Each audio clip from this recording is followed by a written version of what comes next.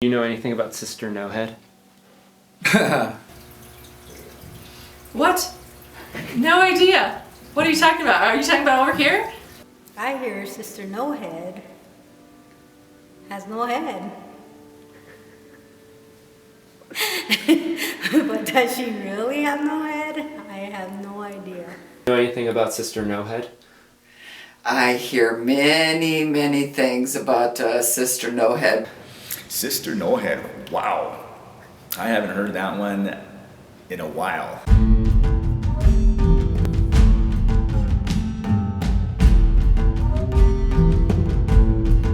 Myself, personally, I've not met her.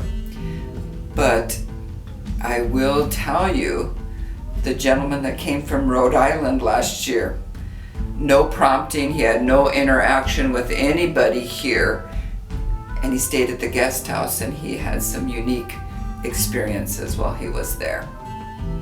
I first heard about it when I was a little girl, when Sister Helen's old building used to be up, when we used to try to run around upstairs as kids. When our parents had parish council meetings, they always told us to be careful because Sister No Head was upstairs and will chase you back down. And did this all happen in like moments? Right, because he checked in that Saturday, and he didn't know anything about the guest house. I'm never there.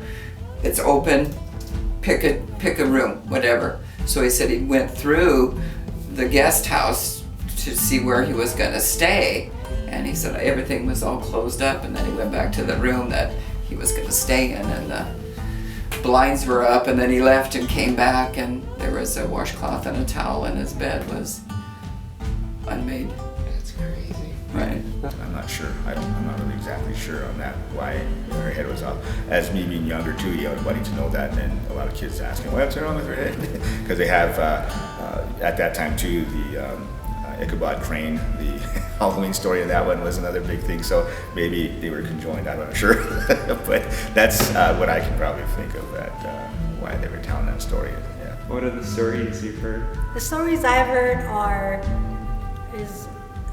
was about a nun, a sister that was here in the past, and one of the kids, or one of the children, had seen her with her. She didn't have her habit, and she had her head shaved. But the kids' interpretation of seeing her without hair was no head. So, because she had no hair. But he did see her without the habit, but again, you know, he's a kid, so he's saying, you know, she had no head. That's the story I heard of Sister No Head.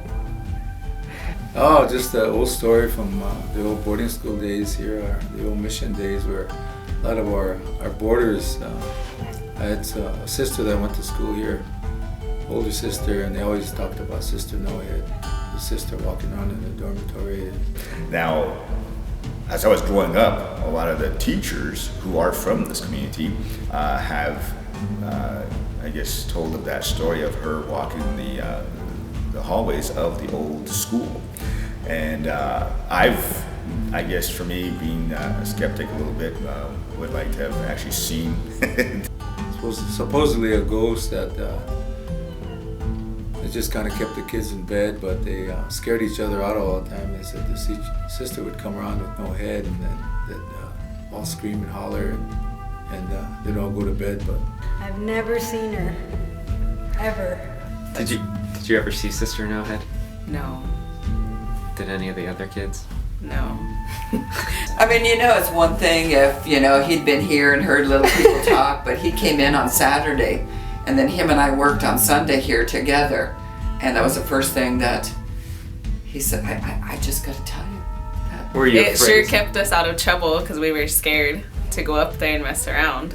It was more of us they're trying to keep us from doing stuff we weren't supposed to do. I have not seen Sister No Head, or even, I've been in the areas where they said they have maybe seen her, and again, it's a lot of maybe a lot of people, like fourth party people, say that I've never actually heard the actual story from the actual person who actually saw Sister No Head. So I mean, it's good to get out there and maybe let the kids know about it, just so they can think, wow, this is crazy. it was a story that's been passed down for probably 20, 30 years, you know, when my sister was here. So that was back in she was here in the 60s, so it must have been an ongoing story from way back. Does she still haunt your dreams to this day? Yes. Because they used her in the spook house as a kid too. I want to wish everybody a very happy Halloween and many more, and I hope you get a lot of candy. But remember to brush your teeth and to floss, as that's one of the most important things that you can do for your health. But the candy is also a great thing, so it's only one time out of the year, which is great.